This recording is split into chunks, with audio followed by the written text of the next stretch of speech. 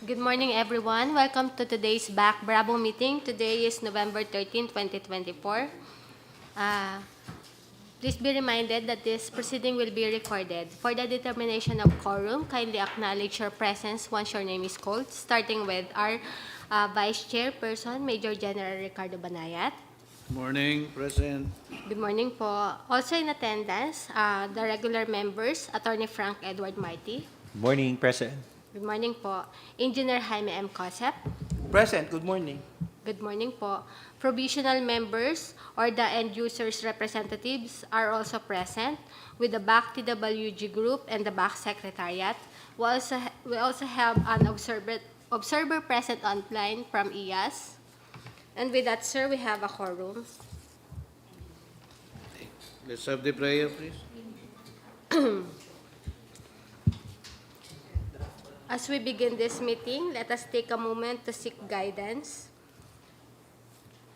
Gracious God, we come before you today seeking your presence and guidance in our meeting.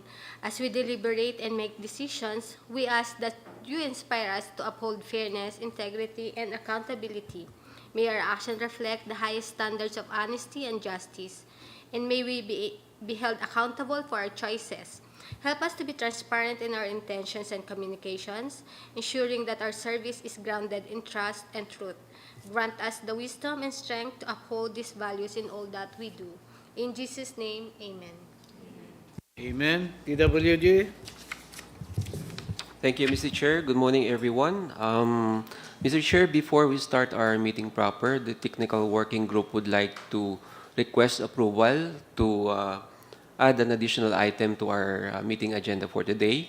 And that item would be the presentation of post-qualification report for manpower services under item number 4 for the approval and consideration of the committee, Mr. Chair. Do you need a motion? Okay. No objection, Mr. Chair. Sige, approve.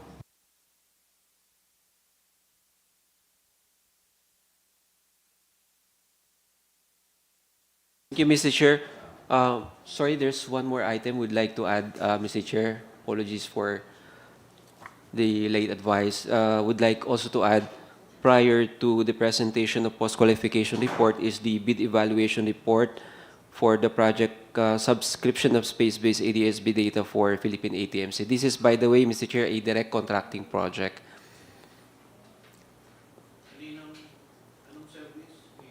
ANS po is the end user. Okay, approve. Thank you, Mr. Chair.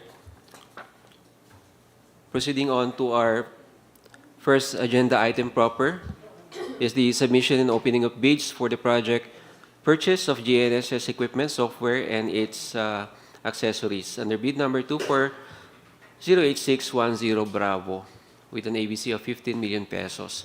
Secretariat, may we invite the bidders to join the meeting?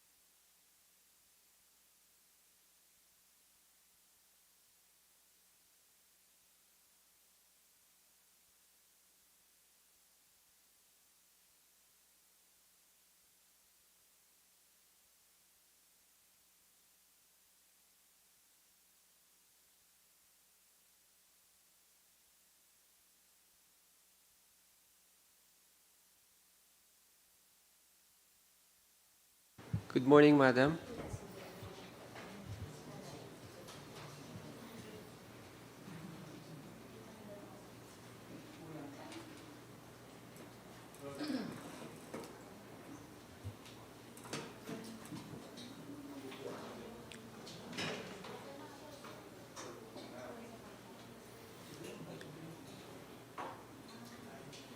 Okay, good morning.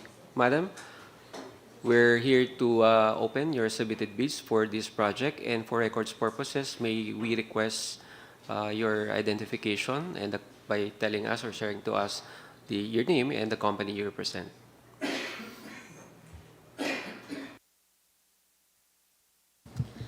Good morning. I'm Mary Ann Torres, Sales Executive from MJ Zenith Trading.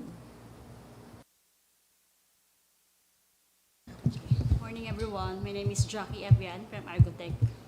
I'm account manager. Thank you. Good morning po. I'm Janet Iliescas I'm one of the representative of Certeza Infosys Corporation. Good morning. Please be reminded that this meeting is being recorded and will be proceeding with your permission, Mr. Chair, for the opening of the submitted bids. Please proceed. Thank you, Mr. Chair. First that will be opened is the bid proposal from Argotech Incorporated, requesting the authorized representative present to this meeting to confirm that this is your submitted bid. Yes, sir. Thank you, ma'am. Thank you. The submitted bid proposal is sealed, stamp received by the Secretariat.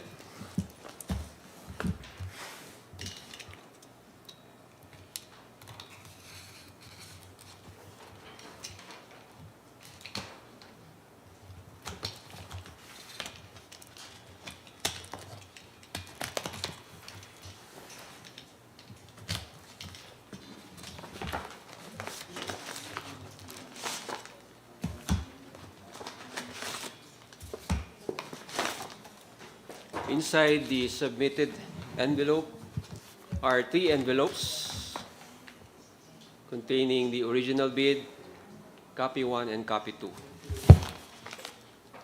We'll proceed with the opening of the original bid envelope.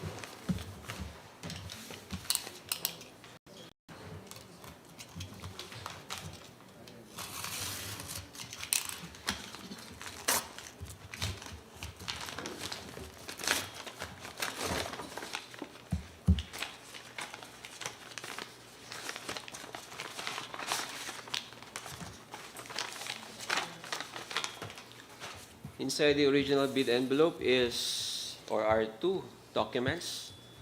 One is the original technical component document and the envelope containing the original financial component. We'll proceed with the examination of the original technical component. The submitted document has index tabs and signature on each and every page. Secretariat, checklist, please. Checklist, valid PhilJEPS registration certificate.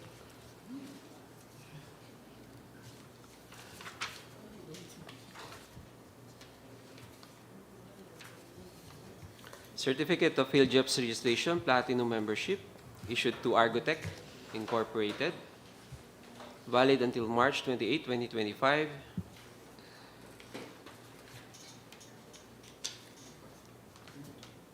Page 2. Page 3,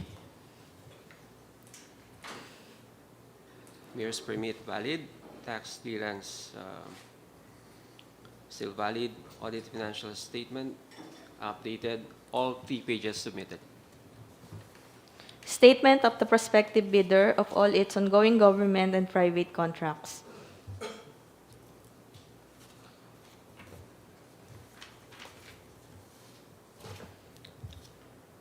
Statement of all ongoing government and private contracts, signed, submitted. Statement of the bidder's single largest completed contract.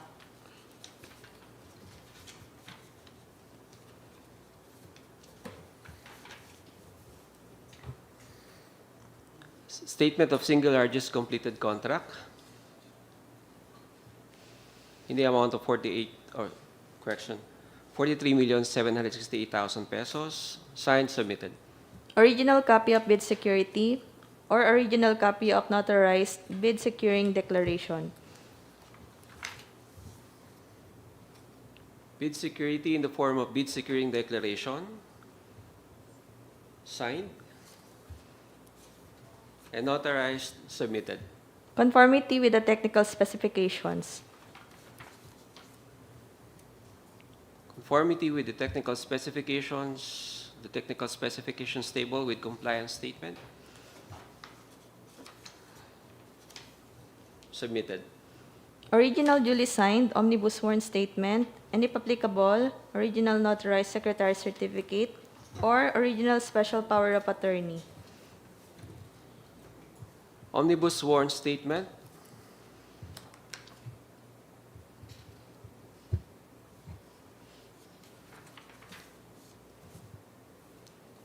Signed and notarized, submitted.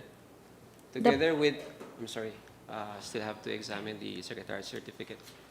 Together with the secretary's certificate, signed and authorized, submitted. The prospective bidder's computation of net financial contracting capacity.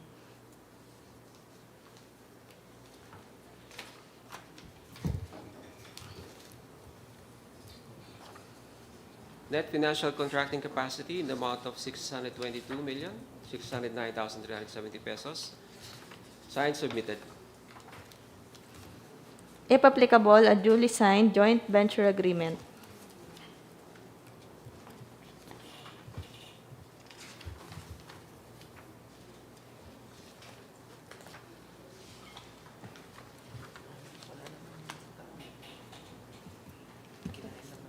Joint venture agreement is not applicable. That's all for the technical component, Mr. Chair. With that, Mr. Chair, the submitted technical component or technical proposal of Argotech Incorporated is initially rated as passed.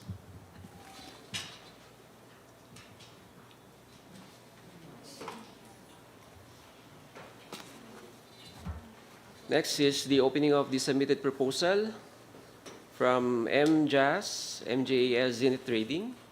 May we request the authorized representative to confirm that this is your submitted bid? Yes, sir. Thank you, Madam. The submitted envelope is signed and sealed.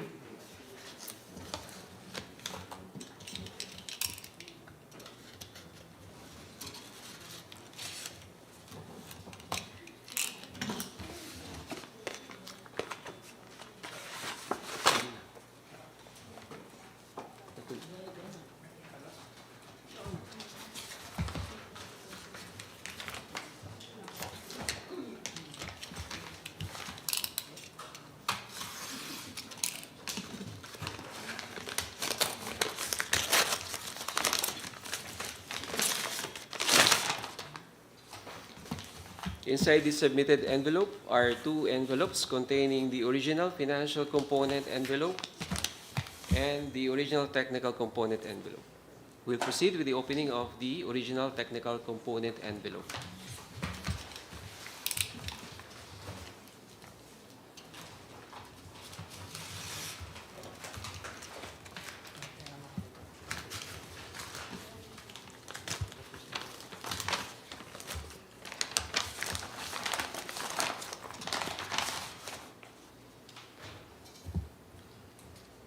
The submitted technical component document has index stubs, initial on each and every page.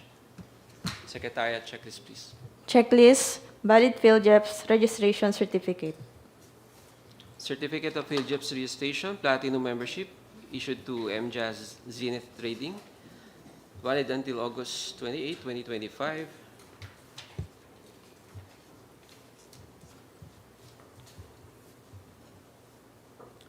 Mayor's permit, valid.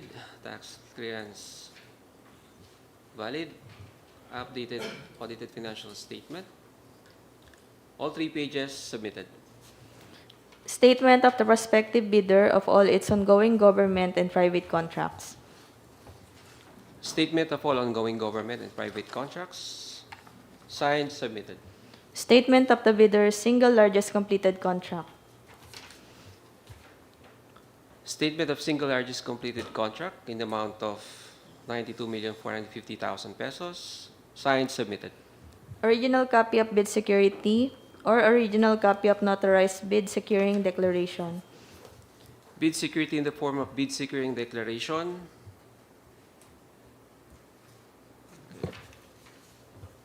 Signed and authorized, submitted. Conformity with the technical specifications.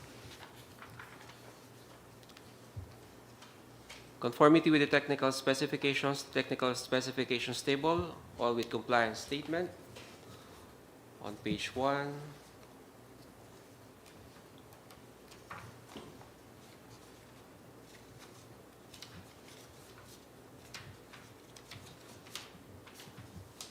Also signed, submitted. Original duly signed omnibus sworn statement and if applicable, original notarized secretary certificate or original special power of attorney. Omnibus sworn statement.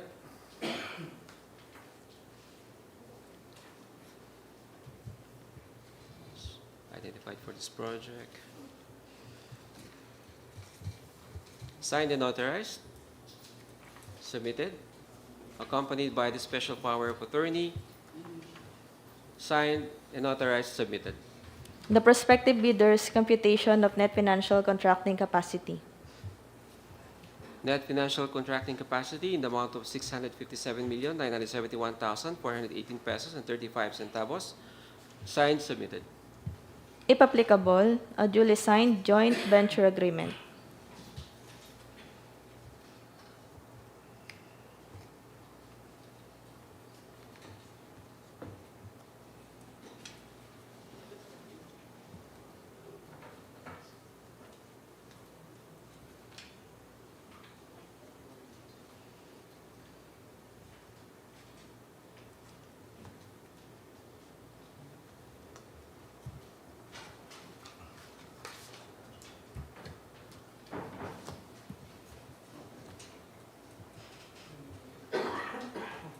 We request the bidder representative to confirm if your submitted bid intends to enter into a joint venture. Sir, we didn't submit a joint venture. In that case, it's not applicable. That's all for the technical component, Mr. Chair.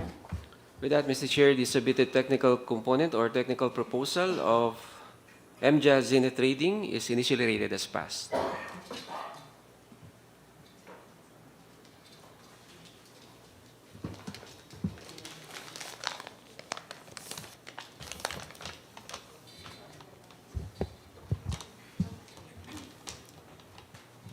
Representative from Certeza Infos Corp, kindly confirm if this is your submitted bid. Yes, sir. Thank you. Stamp received by the Secretary at 8:23 a.m., signed and sealed. Proceeding with the opening.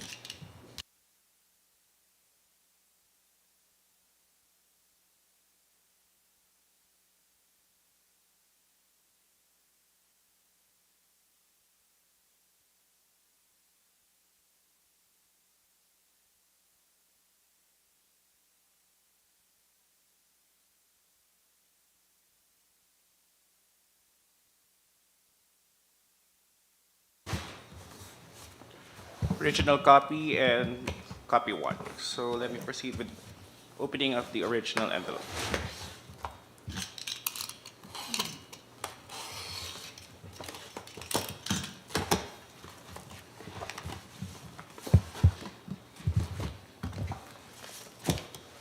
Inside the original envelope is a technical component and the financial component.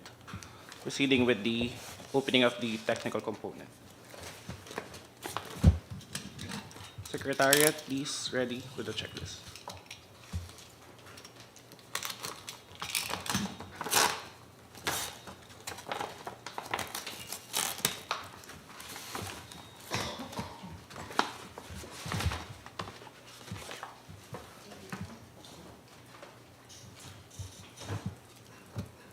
Checklist. Checklist, valid PhilJEPS registration certificate. Valid PhilJEPS registration. Valid until Feb 26, 2025, page 1, 2, and 3.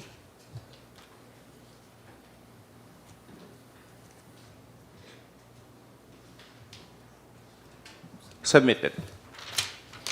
Statement of the prospective bidder of all its ongoing government and private contracts.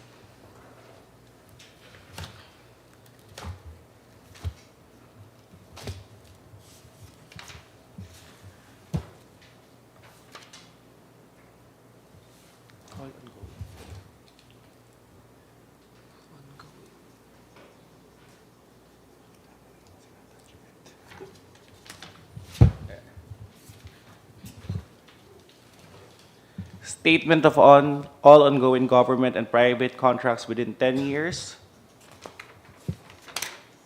Signed, submitted. Statement of the bidder's single largest completed contract.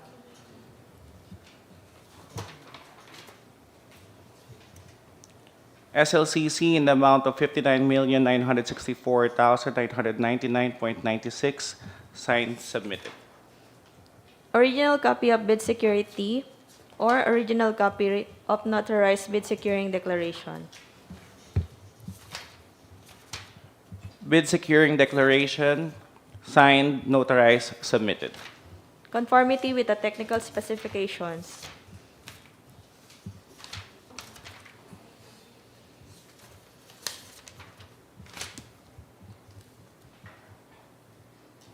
Technical specifications with statement of compliance. Signed.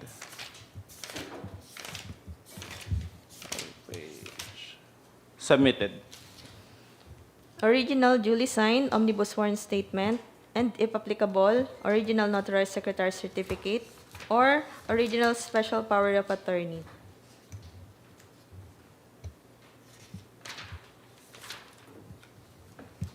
Omnibus sworn statement.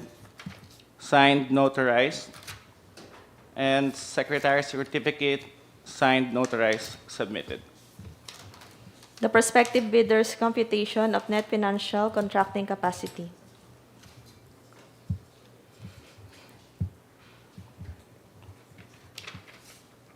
NFCC. Signed, submitted. If applicable, a duly signed joint venture agreement.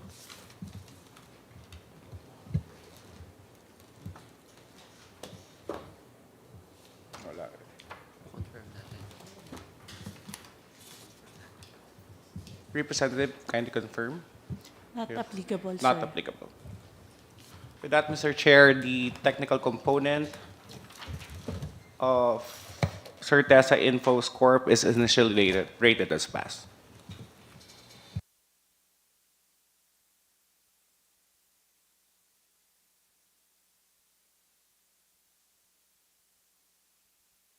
Mr. Chair, we will now proceed with the opening of the submitted financial proposal, starting off with the submitted proposal from Argotech Incorporated.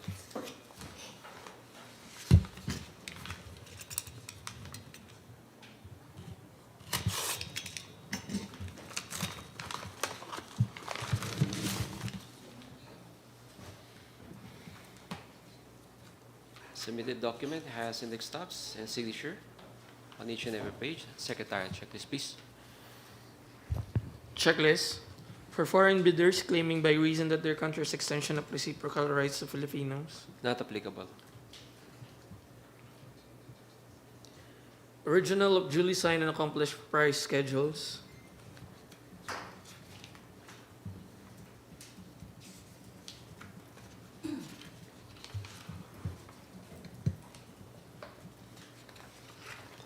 Price schedule using the form for goods offered from abroad and that from within the Philippines.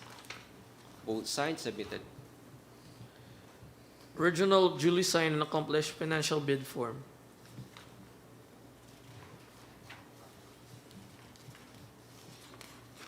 Financial bid form, duly accomplished and signed, and the financial proposal is in the amount of 14,450,000 pesos. No discount. Once again, the submitted financial proposal is in the amount of 14,450,000 pesos. Below the ABC.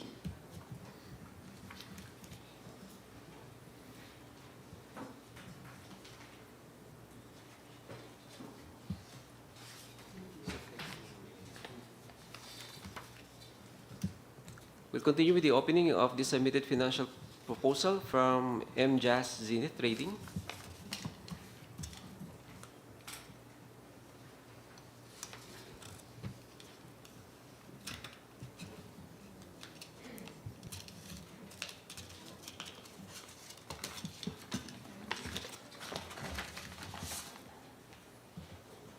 Submitted document has index tabs and signature on each and every page. Secretariat checklist, please. Checklist for foreign bidders. Not applicable. Original of duly signed and accomplished price schedules.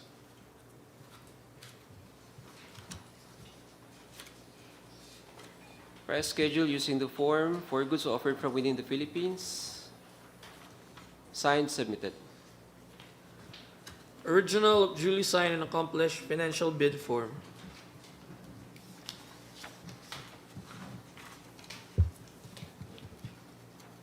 Financial bid form. Duly signed. And the financial bid is in the amount of 11,423,800 pesos with no discount. Once again, the financial bid is in the amount of 11,423,800 pesos with no discount and below the ABC.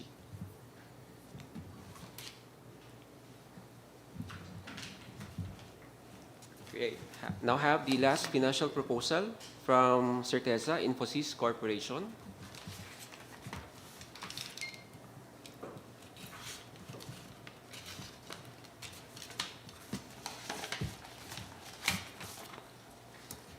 Submitted document has index tabs, initials. Secretariat checklist, please. Checklist for foreign bidders. Not applicable. Original of duly signed and accomplished price schedules.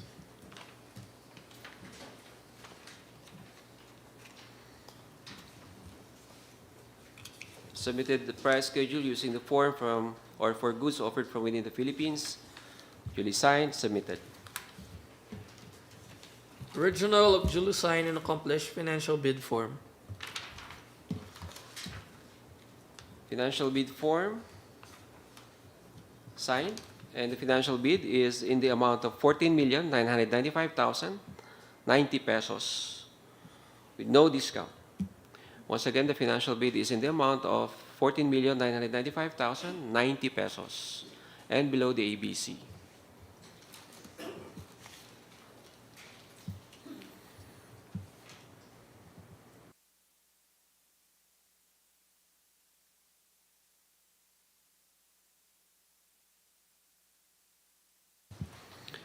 Mr. Chair, as shown on the screen is the summary of the submitted financial proposal.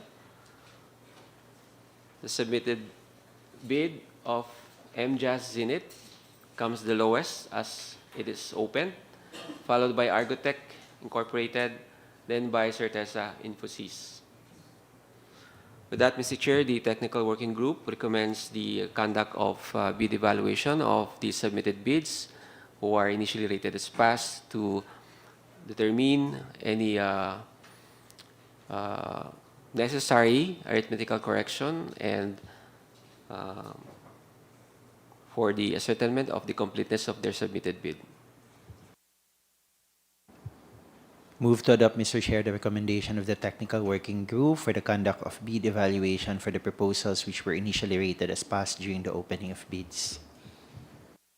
I second the motion, Mr. Chair. Motion is approved. Thank you, Madam, for joining the submission opening of bids. You can now be excused. Moving on, Mr. Chair, to our next agenda item is the submission opening of bids for the project supply, delivery, installation, configuration, testing, and commissioning of standalone CCTV surveillance system for various radar sites, H sites. Secretariat, may we invite the bidders to join the meeting?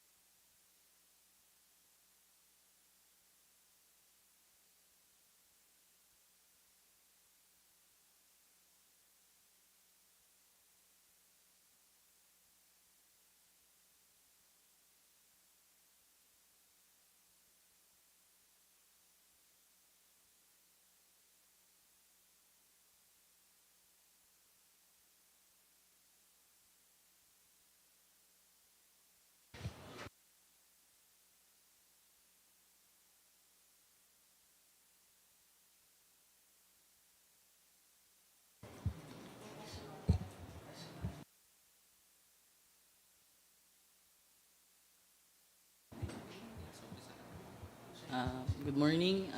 For records purposes, kindly introduce yourself and your company that you represent. Noel Ilarde from Annex Digital. I'm Clarence Tan from Annex Digital. For records purposes, only one bidder submitted the proposal for the project, Annex Digital. This is stamped and received by the BAC Secretariat, 8:20 a.m. Proceeding with the opening, sir.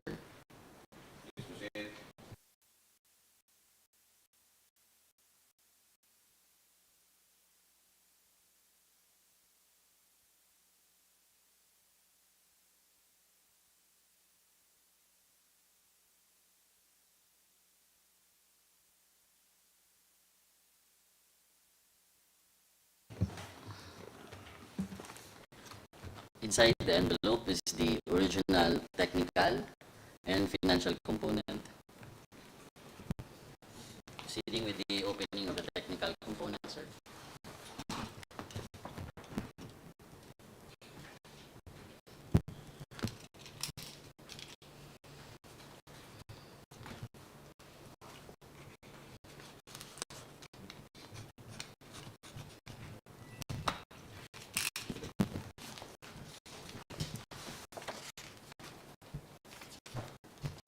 The submitted bid has tabbings and initials.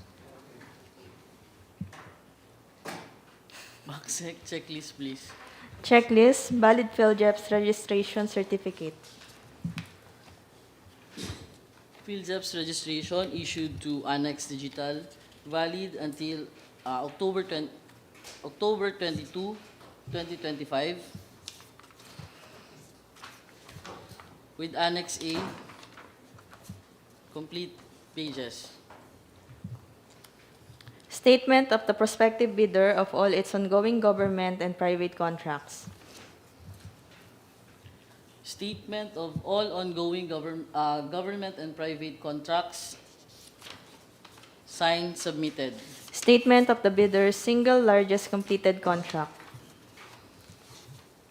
Statement of the bidder's single largest completed contract, signed, submitted.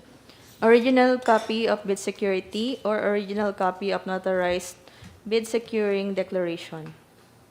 Bid securing declaration, signed and notarized, submitted. Conformity with the technical specifications. Conformity with the technical specification, with compliance statement, submitted. Latest official OEM equipment technical characteristics, specifications, and/or sales materials reflecting all performance and functional specifications of proposed equipment. Latest official OEM equipment technical characteristics, specification, and sales materials, submitted. Certificate from manufacturer or principal as authorized distributor of the CCTV systems, cameras, and its network components, devices offered. Certificate of from the manufacturer or principal as authorized distributor issued to Annex Digital, submitted. Minimum pickup license required must have a license particular specialty in electrical or communication facilities. Minimum principal classification should be at least C or D and size range should be at least small b. Pickup license issued to Annex Digital, submitted. Project management certification, at least a professional electronics communication engineer or professional electrical engineer. Project management certification, submitted. Value-added service certification issued by the National Telecommunication Commission for future networking requirements. Value-added VAS, submitted. National Privacy Commission certification as Data Privacy Act compliant. NPC certification, submitted. ISO 9001 and 27001 Certification for Quality Management and Information Security. Certificate submitted, ISO. Authority to conduct site inspection duly signed by ADG. 2. Chief CSIS or his duly authorized representative. Authority to conduct site inspection for the 8 sites submitted. Certificate of site inspection duly signed by the CSIS representative.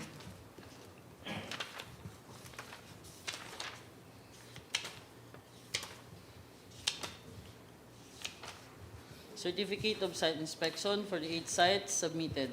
Original duly signed omnibus sworn statement, and if applicable, original notarized secretary certificate, or original special power of attorney. Omnibus sworn statement, signed and notarized, submitted with secretary certificate, signed and notarized, submitted. Legal clearance to be issued by the CAAP ELS. Legal clearance issued by CAAP ELS, submitted. Certification under oath attesting that they have no pending cases against the government. Certification of no pending case against the government, signed, notarized, submitted. Bid bulletin if applicable. Bid bulletin number 1, dated October 28, 2024, submitted. The supplier's audited financial statements showing, among others, the supplier's total and current assets and liabilities, stamp received by BIR. Audited financial statement, stamp received by BIR, submitted. The prospective bidders' computation of net financial contracting capacity. NFCC in the amount of 1,692,844,237 pesos and 36 centavos submitted. If applicable, a duly signed joint venture agreement.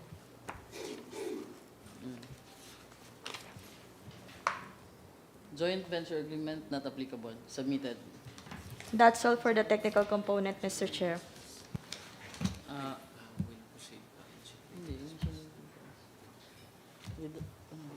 With that, Mr. Chair, the submitted technical component is of Annex Digital is initially rated as pass.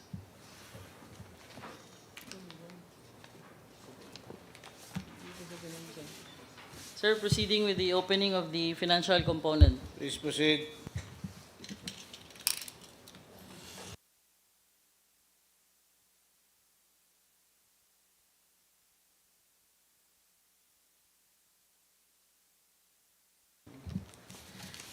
The submitted proposal has index tab, initials, and page number. BAC, checklist please. Checklist for foreign bidders. Not applicable. Original of duly signed and accomplished financial proposal submission sheet.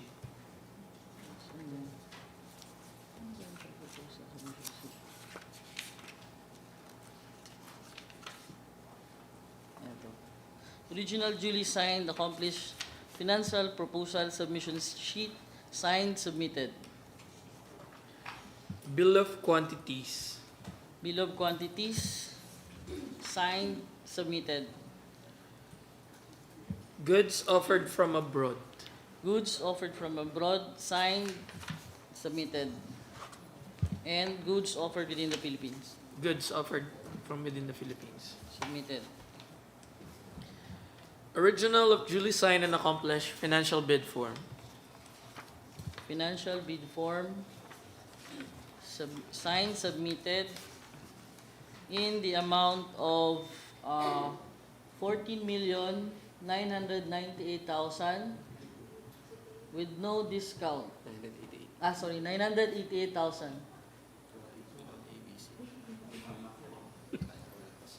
Kala ko lagpas. And it's below the ABC.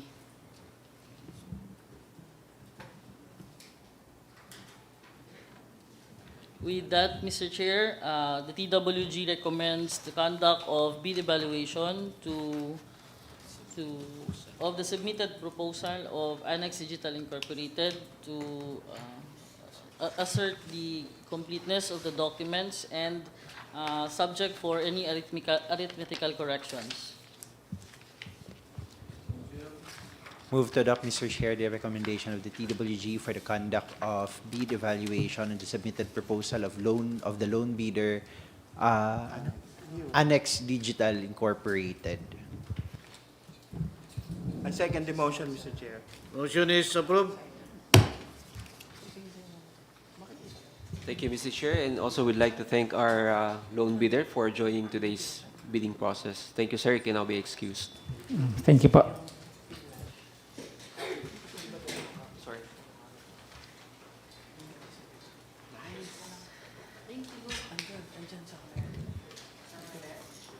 Proceeding, Mr. Chair, to our next agenda item proper is the pre-bid conference under 3.1 for the procurement of new aeronautical information system under bid number 24-098-11 Bravo. We have the end user to make the presentation, and also Secretariat, kindly invite our prospective bidders to join the meeting. Meron po dyan on present, physical. Please have them also invited.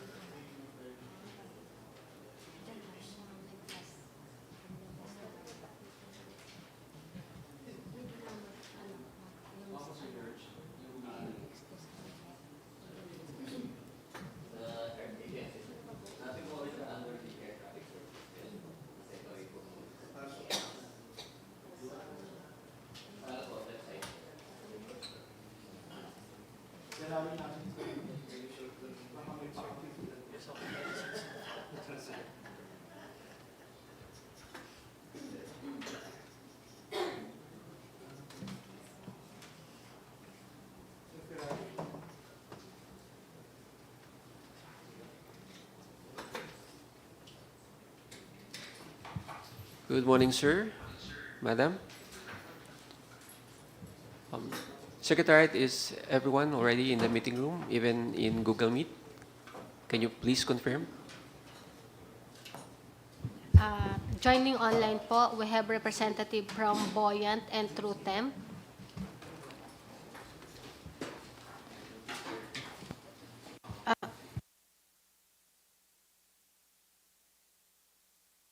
May we request po the prospective bidders for the project procurement of new aeronautical information service system to kindly type in your name po on the message box for proper identification and record purposes po. Complete name and the company you are representing po. Thank you.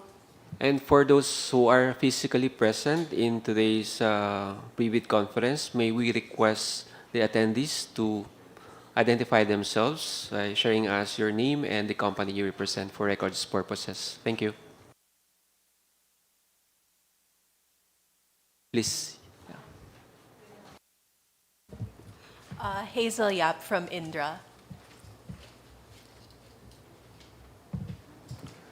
Roger Ferrari from PhD representing Thales.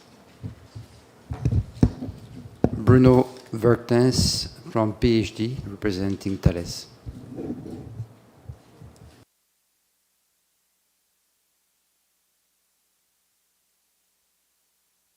I believe that's all it. Sir George, you can now proceed with the presentation. Just please be reminded, especially to our prospective bidders, that this meeting, in particular this pre-bid conference, is being recorded. Thank you.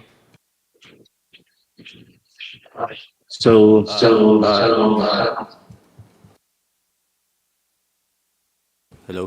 Good morning, everyone. Mr. Chair, members of the BAC TWG, BAC Secretariat. We'll be presenting the ISD, the procurement of new aeronautical information service system under bid number 24098-11, Bravo. By the way, I'm George Narvaez, the Acting Division Chief of the Charting and AIP of ASD.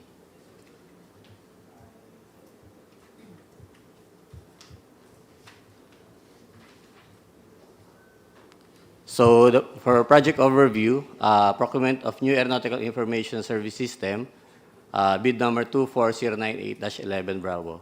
So the budget for this new system is 300 million from the CAAP corporate operating budget for 2024.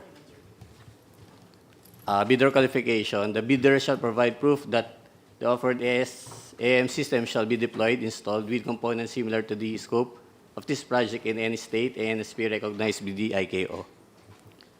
So the bidding process, this is a open competitive bidding using a non-discretionary pass-fail criterion as specified in 2016 revised IRR of RA number 9184. Bid document fee is 50,000, exclusive of any and all taxes imposed by relevant government agencies.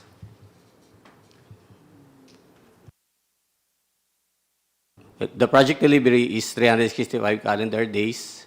Submission deadline is on 27th November 2024 at 9:30 a.m.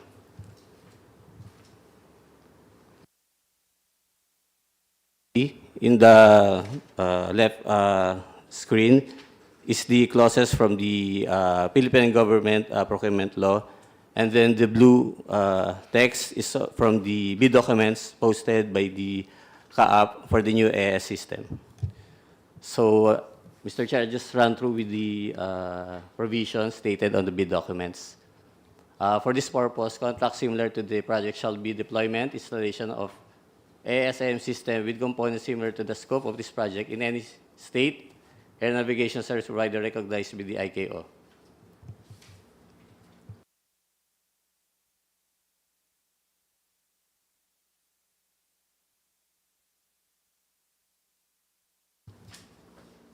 So next slide. Completed with 10 years prior to the deadline for submission and receipt of bids, and use of completed contracts by their subsidiary is allowed. However, limited to affiliation, majority of its shares are owned by the parent company. Next slide, please. For this project, subcontracting is not allowed.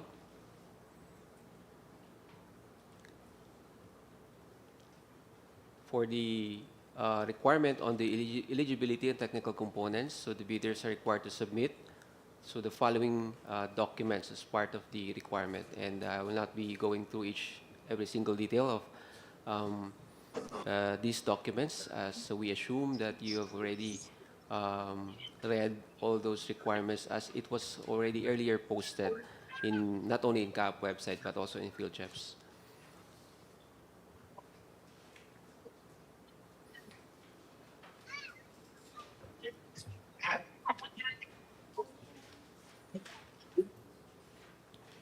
About the bid prices, we'd like to inform our prospective bidders that all incidental services should be included as part of the offer.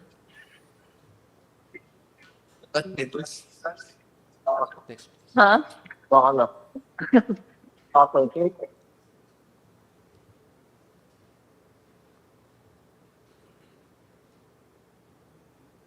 Next, please.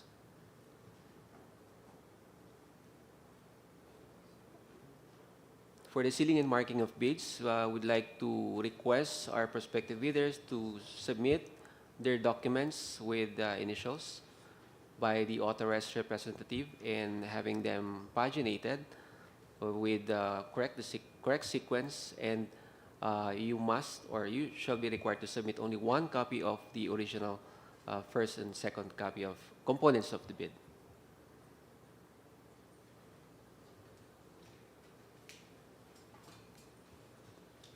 For the detailed evaluation and comparison of bids, we are not allowing partial bid.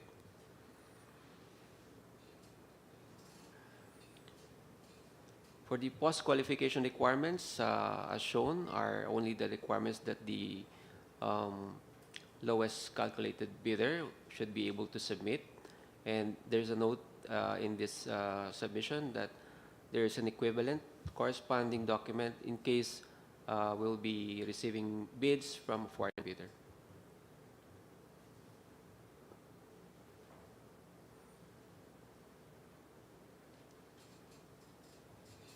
Next, please.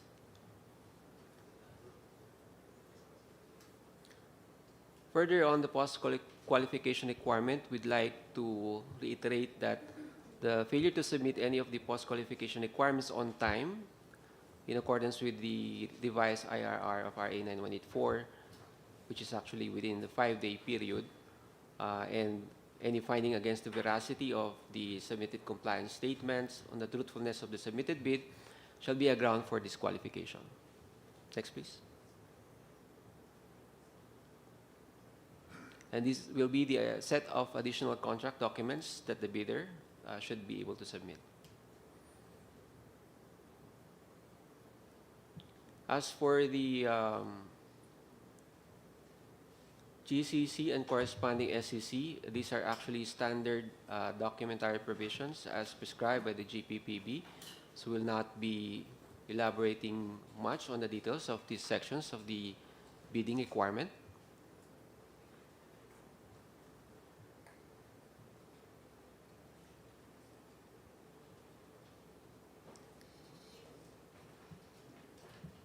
We'll be moving on to the technical specifications, or the schedule of requirements, rather. Schedule of requirements first.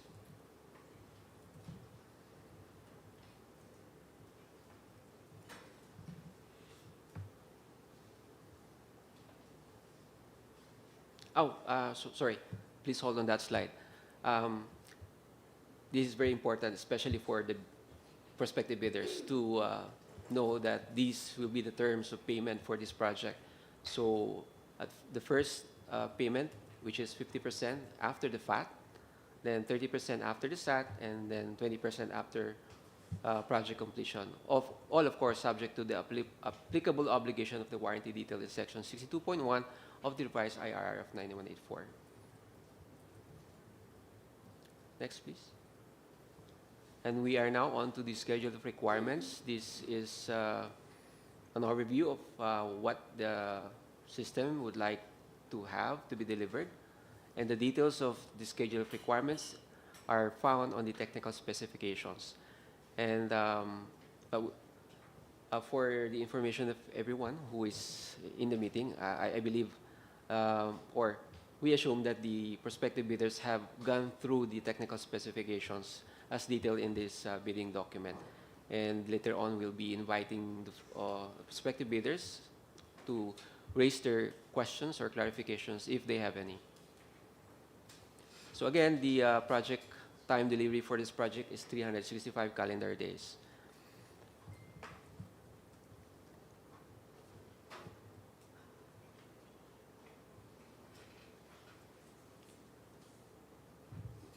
Another reminder for our prospective bidders, so should they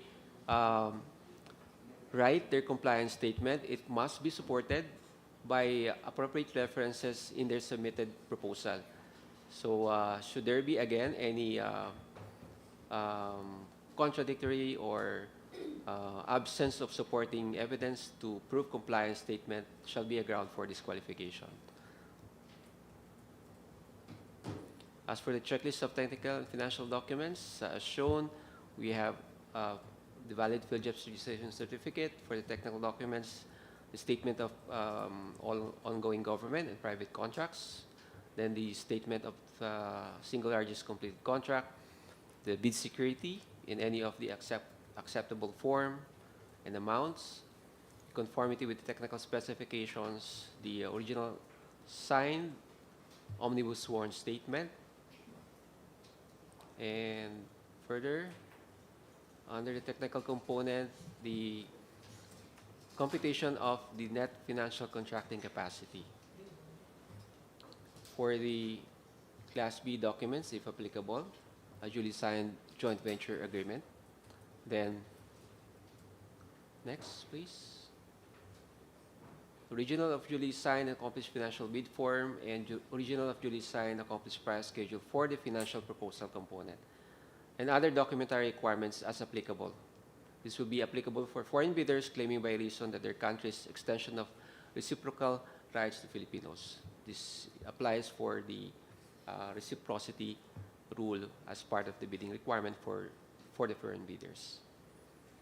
And I guess that's all for the presentation for this pre-bid conference. We're now opening the floor for any questions or clarifications our prospective bidders might have.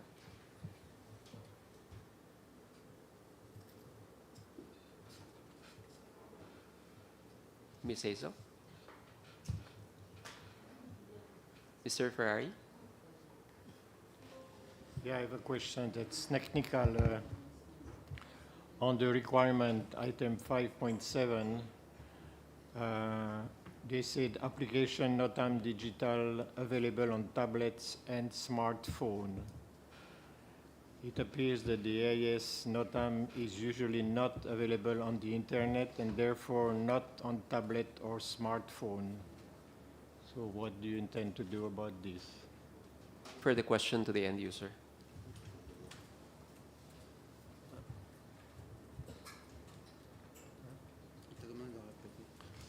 Come again, sir. Okay, I repeat. Application NOTAM digital, NOTAM available on tablets and smartphones is one of the requirements. But the ISA NOTAM is usually not available on the internet and therefore not on tablets and smartphones. So what do you intend to do about that?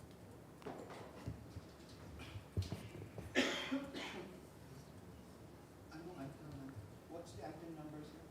5.7. 5.7.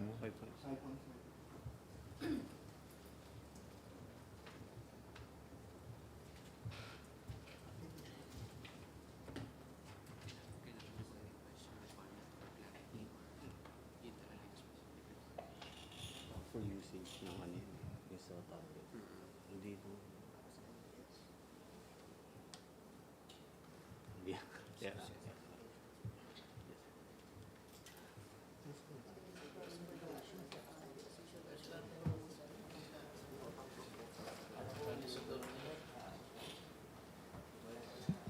Mr. Ferrari, I believe the end user is going to assess the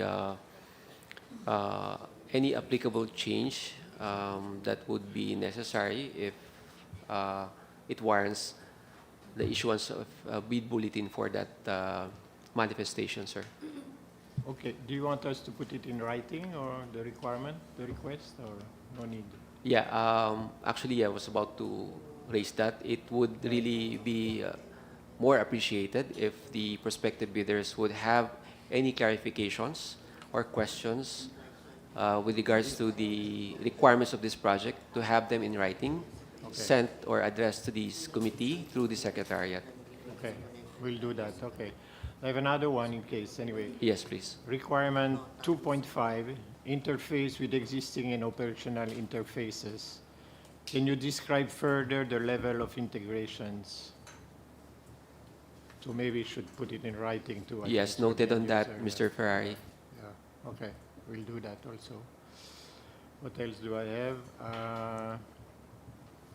That's a very tricky one. Can you get an extension of the date of submission? Because we will have some documents that have been to be apostilled, and then, you know, it takes a long time to apostille these documents. So is it possible to get an extension? How long are you requesting? They are requesting for 3 weeks, but I don't know. I don't think 3 weeks would be. We are on schedule. Yes, yes. Attorney Marty can also shed light on that. Yeah, if I may, Mr. Chair. I think it would be better for our prospective bidder to provide us the letter request, and we will try to assess. But considering that it's already almost towards the end of the year, and we are supposed to complete the entire procurement process before the end of the year, and that would give us around roughly 4 weeks from now to complete everything. So the request for 3 weeks extension would not be feasible if we are going to complete this project, the procurement of this project within the year. So, but also we would still open to receive your letter request, and we will assess based on the timelines as well. We'll do that. We put it in the same letter anyway. Yeah. The Thank last thing I have is that in the case of Thales, they will, because they have a branch office here, so if they use the branch office to bid, do you need a letter of support from the main company, or no need? Because automatically anyway, branch office represents the main company, but you need another letter of support or something like that, or saying, okay, we guarantee, or what the branch office is doing. I don't know, you're a lawyer, you should know, it's more legal questions. For as long as you can establish the link between the entity that is based here in the Philippines and also that of the abroad, then I guess that would be That will be sufficient. okay. Yeah. Okay.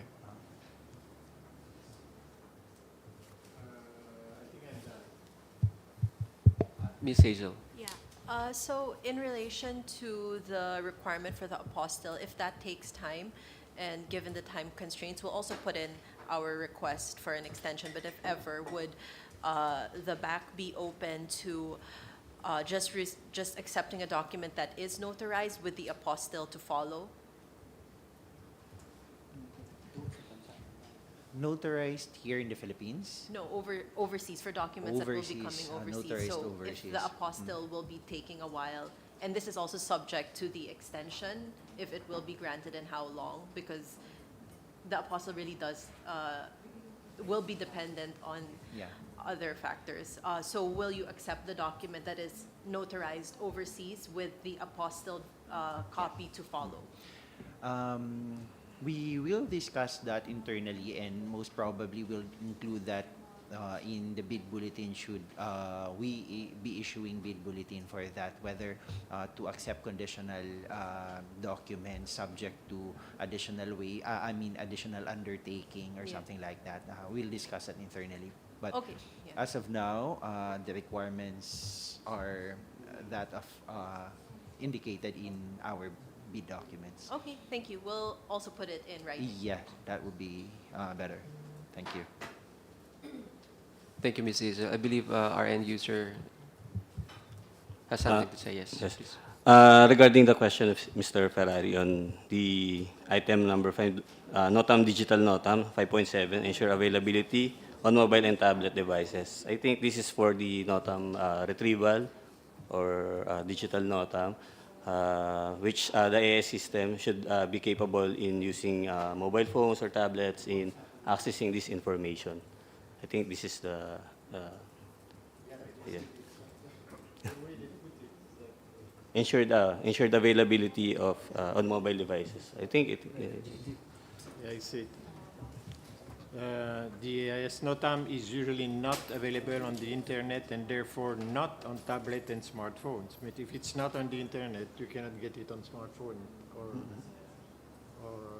on the, that's what they said, tablet or smartphone. So if it's not on the internet, you cannot get it. So I don't know. But anyway, they will Okay. put it in writing, so we see. Yes. Yes, Mr. Ferrari. Again, we'd like to inform our prospective bidders that nothing really is final yet, as we are exchanging verbal arguments during this conference, and it would be best to the best interest of everyone to have those queries and clarifications in writing and addressed to the committee through the secretariat. And also, is there any other questions for the project requirements?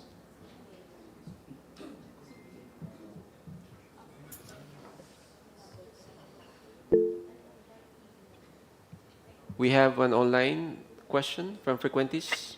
Go ahead, please. Yes. Good morning. My question is on Section 6 for the schedule of requirements for the delivery of 365 days. we would like to know if what is the reason behind this, because our experience is normally takes a bit more time for the delivery of a complex full AIM system. Are we hard on this schedule, or what is your understanding on your side? Well, Mr.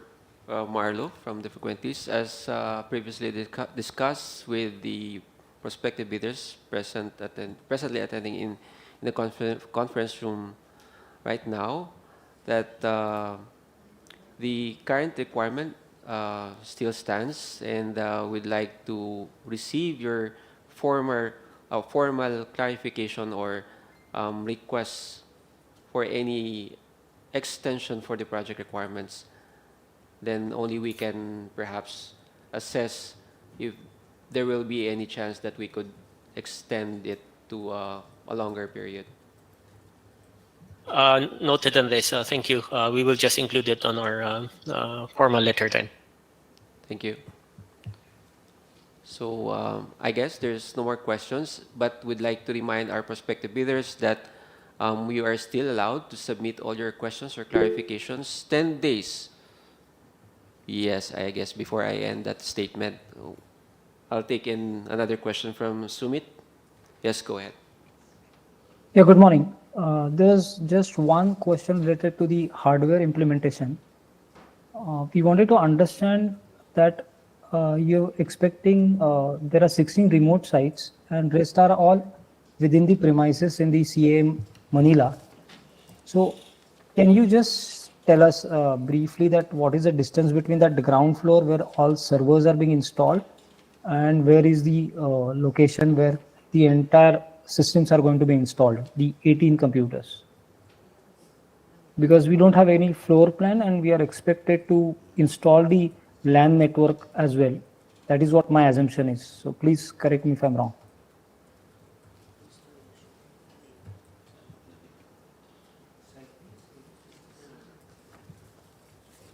Sumit, I'd like, well, correct me if I'm wrong, if I heard you correctly. The question is about the distance between the server and the workstations here in Manila? Yes. Okay, so I cannot give you the exact measurement, but it's not that far for a standard local area network connection. It's just on the ground floor. It's on the same building. So Within the same building, on the same ground floor. That's perfect. And for the rest, all you would be providing the static IP for servers, because you have not mentioned if we are supposed to provide servers as well. You have mentioned about server racks, but not specified servers. So we assume that we will also have to provide servers. Yes. Your assumption is correct. Thanks for the clarification. I guess that would be all. And if I may end my statement, to remind our prospective bidders that you are still allowed to submit all your further inquiries or clarifications to the project requirements 10 days before the submission and opening of bids. And with that, Mr. Chair, we'd like to formally close our pre-bid conference for this project, and would like to thank our prospective bidders who are with us today for the pre-bid conference. And we look forward to receiving your bids for this project. Thank you. thank you.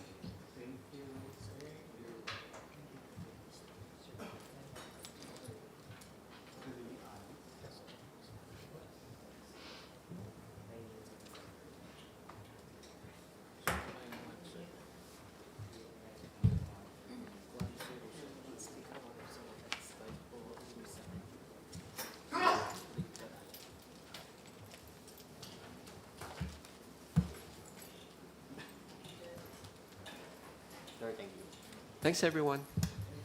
Thank you, sir. Thank you. Moving on, Mr. Chair, to our next agenda item is also the pre-bid conference for the project supply and installation of 49 units, 2 horsepower inverter wall-mounted split-type aircon units at CAAP Central Office under bid number 24097-11 Bravo. We have our end user to do the presentation. Good morning, everyone. Good morning, Mr. Chair, and to our Bids and Awards Committee, bravo. I'm Ritalinda Peleo, presenting for FMD, BGMS under FMD. The pre-bid conference for supply and installation of 49 units, 2 HP inverter, wall-mounted split-type aircon units at CAAP Central.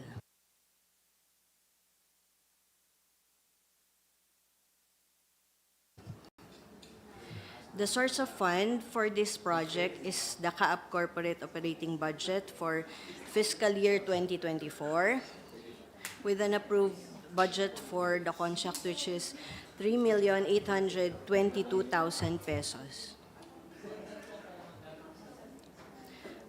Delivery period is 45 calendar days upon receipt of the NTP or notice to proceed.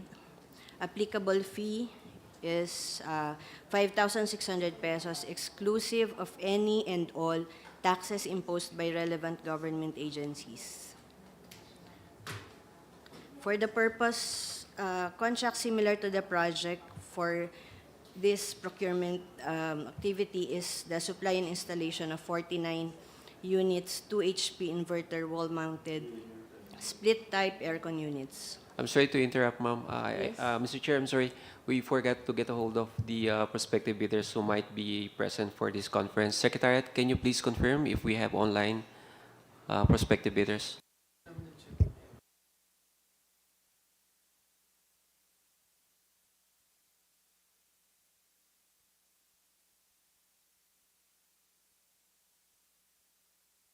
Okay. To the prospective bidders for the project inverter wall-mounted split-type aircon units, may we kindly request po to please type in your complete name and the company you are representing po for proper identification. Thank you.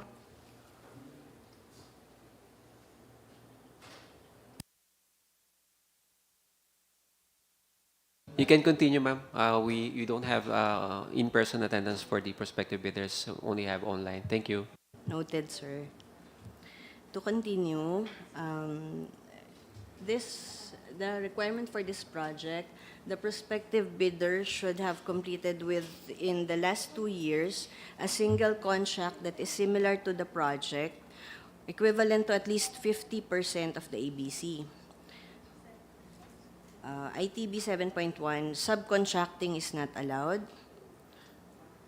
10.1, bidders are required to submit the following as part of the technical documents: proof and other supporting documentary evidence of the bidder's statement of compliance with technical specifications required under the bidding documents. 10.1, legal clearance to be issued by the CAAP Enforcement and Legal Service with respect to the non-pending cases of the prospective bidders against the authority, and applicable bid bulletins. The price of goods shall be quoted DDP to Supply Division, Warehouse Ground Floor, CAAP General Services Building, Gate 3, Civil Aviation Authority of the Philippines, Baltao Road, Pasay City, Metro Manila, or the applicable international commercial terms or Incoterms for this project. Bid security shall be in the form of a bid securing declaration or any of the following forms and amounts. Amount of not less than 76,440 if bid security is in cash, cashier's or manager's check, bank draft, guarantee or irrevocable letter of credit, or the amount of not less than 191,100 pesos if bid security is in surety bond. Each page and every page thereof shall be initialed or signed by the duly authorized representative of the bidder. Submitted eligibility, technical and financial documents shall be properly marked with index tabs and must be sequentially paginated in accurate order. Page number of last page of the document per envelope basis. Pagination shall be sequential all throughout the documents inside the envelope.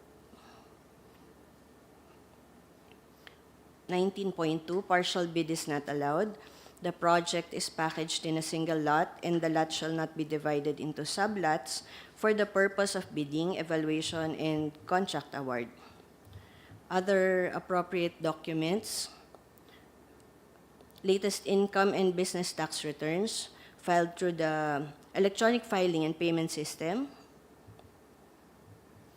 proof of completion of the SLCC, and any of the following documents: corresponding sales invoice, official receipt or cash receipt or collection receipt, certificate of completion or certificate of acceptance, certificate of distributorship from the manufacturer of the brand being offered. Also take note that documents submitted during post-qualification must be certified by the authorized representative to be true copy or copies of the original. As per CAAP Memorandum dated 17 September 2018, disqualification of prospective bidders with pending case against the government in the procurement activities of the CAAP, all prospective bidders shall be required to submit the following: certification under oath attesting that they have no pending case or cases against the government, in addition to the eligibility requirements for bidders as prescribed under IRR of RA 9184. Also, legal clearance issued by the CAAP Enforcement and Legal Service with respect to the non-pendency of any cases of prospective bidders against the authority. Failure to submit any of the post-qualification requirements on time or a finding against the veracity thereof shall disqualify the bidder for award, provided that in the event that a finding against the veracity of any of the documents submitted is made, it shall cause the forfeiture of the bid security in accordance with Section 69 of the IRR of RA 9184. These are the items under the special conditions of the contract.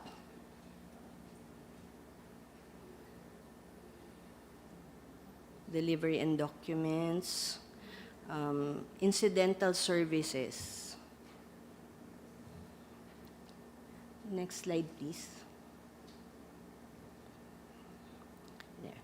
Delivery of goods shall be made by the supplier in accordance with the terms specified in Section 6, Schedule of Requirements, and for the purposes of this clause, the procuring entity's representative at the project site is Ms. Melina C. Reyes, Division Chief 3 FMD, or his or her representative.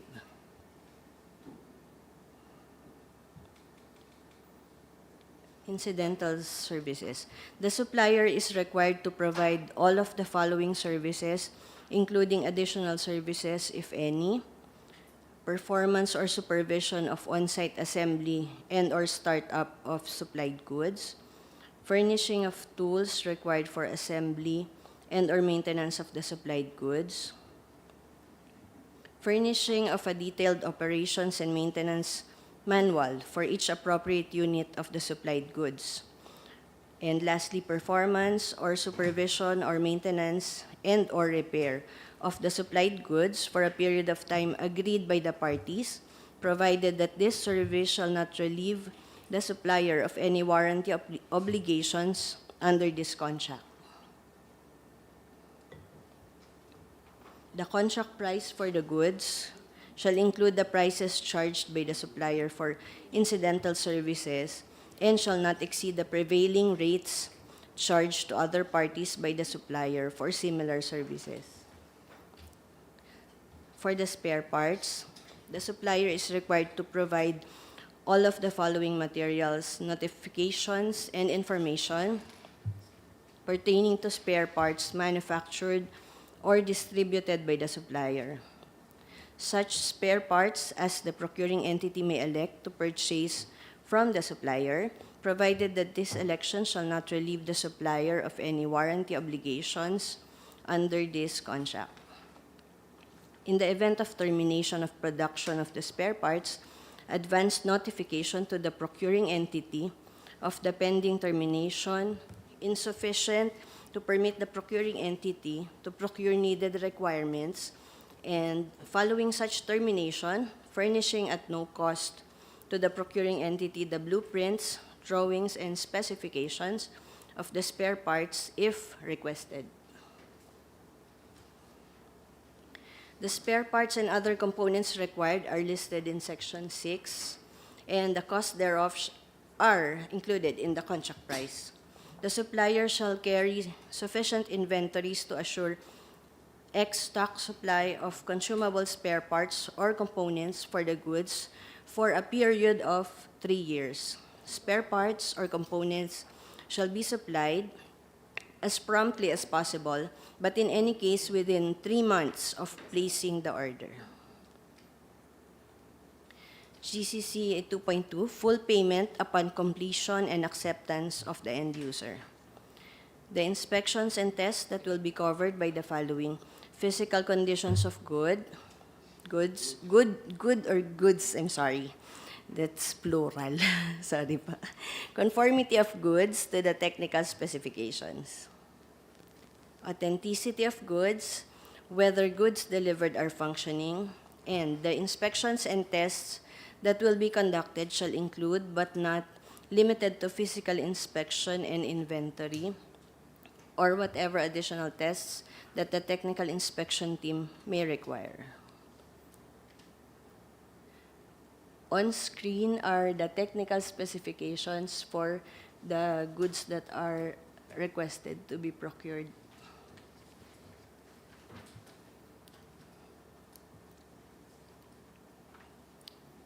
Next slide. And next slide.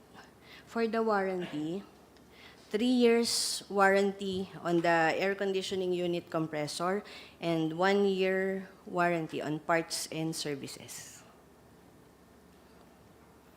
Checklist of technical and financial documents.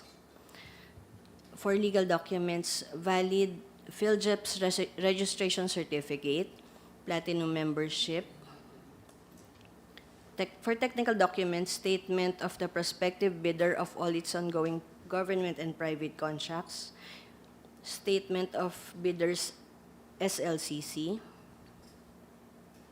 original copy of bid security, conformity with the technical specs, which may include production or delivery schedule, and the like.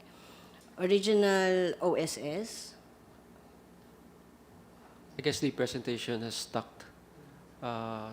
MIS. Ayan. Yes. Original OSS.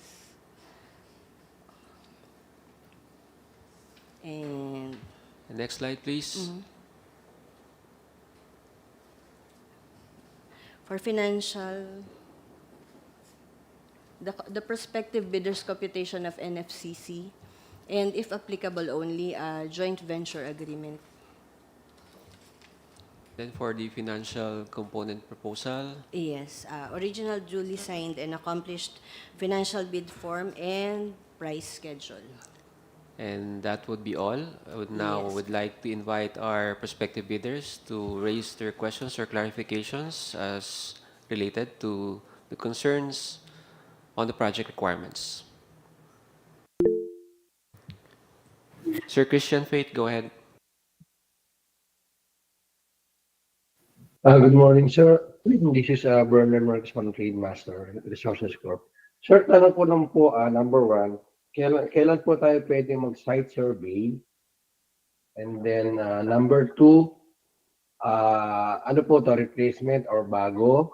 And number three, kung sino po magsusunod ng kung meron na po itong line or kami po yung gagawa ng feather line. Thank you po. Thank you for your question.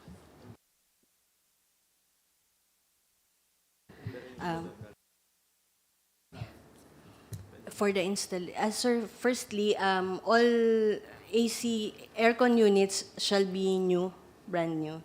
And there are lines provided for the installation of the aircon units that will be installed.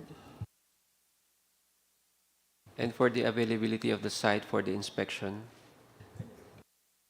Anytime, sir, you just have to contact the Buildings and Grounds Maintenance Section or the Facilities Maintenance Division for the scheduling of your inspection or, yes, inspection of the premises.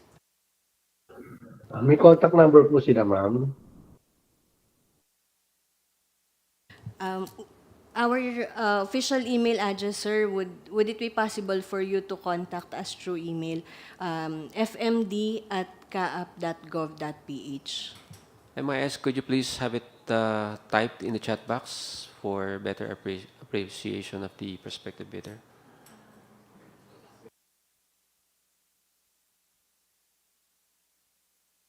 Any other questions po?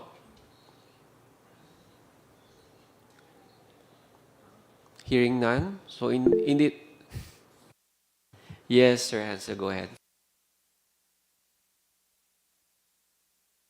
Hello, good morning. Sir, yung ask ko lang po is, meron na po ba tong existing na feather lining po? May power supply na po ba to?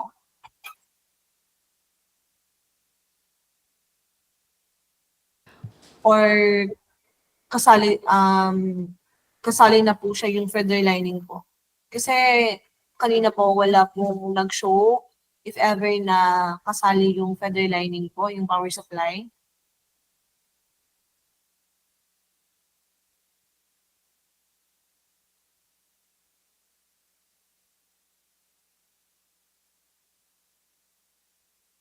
Ma'am, good morning. May we request that your query be put in writing so we can properly adjust your question with the proper answer po for specifically the where there are lines provided for where you will install the air conditioning units, ma'am.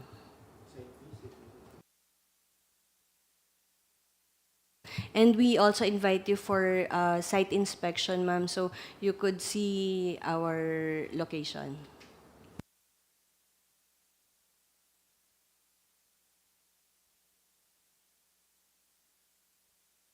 All right, Ms. Hansel, I hope that answers your concern, ma'am.